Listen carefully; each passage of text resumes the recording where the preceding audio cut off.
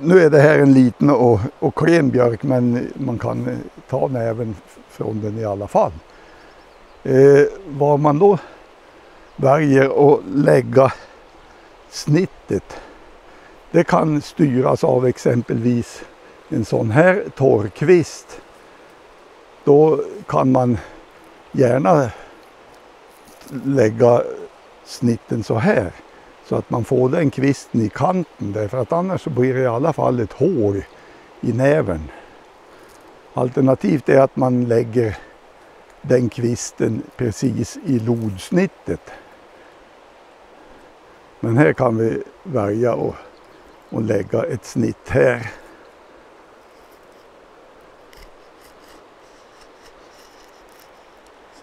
Sen är det inte så stor mening att göra jättelika flak, därför att de är i allmänhet inte till så stort gagn när man ska lägga näven på ett tak.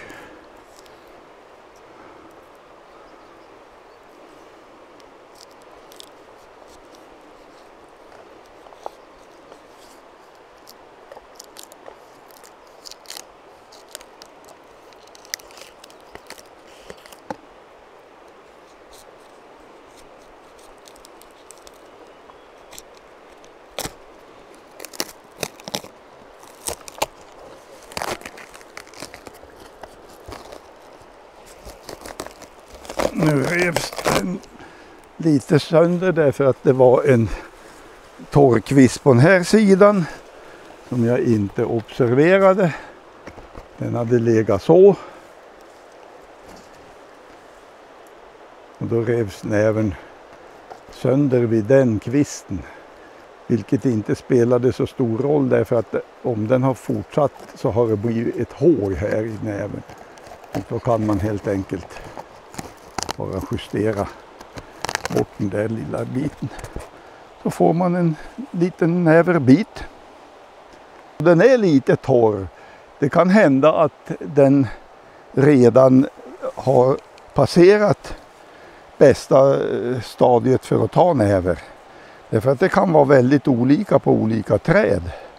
Och framförallt så beror det på var trädet står. Om det står exponerat för sol och värme så kommer det ju igång snabbare med att saven stiger i björken jämfört med exempelvis en norrsluttning där det kanske har legat snö länge och sådär.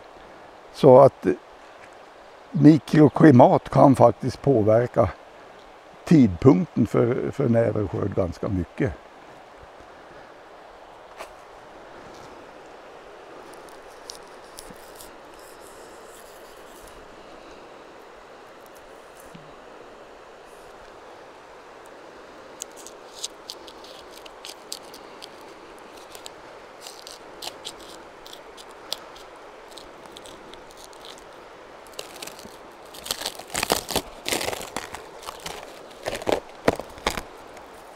Så.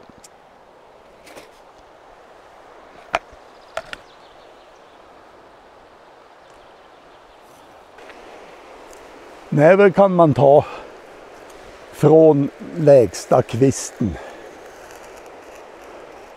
och så långt ner som det är möjligt med tanke på hur stammen ser ut.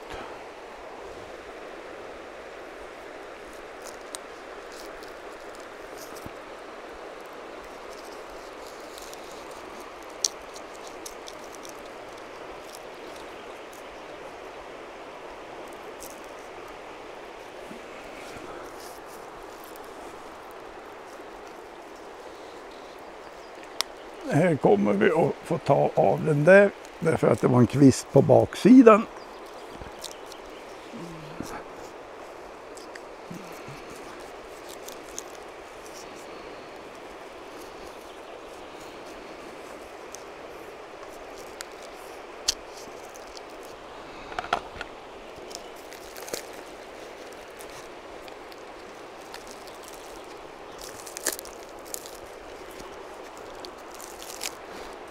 Här var det en skada på näven, en gammal skada, och då blir det ett hår.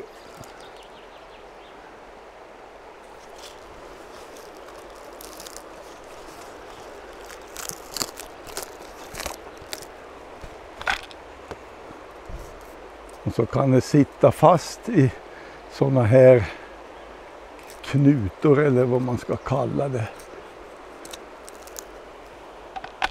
Som man kan få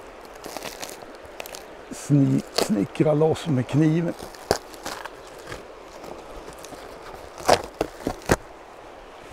Det här blev ju då en lite sämre bit eftersom man får ett par hår där efter gamla skador.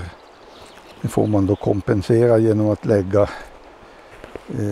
en näverfrak endera som täcker över eller som ligger under för att man ska kunna leda ut vattnet som rinner in genom ett sånt där hår.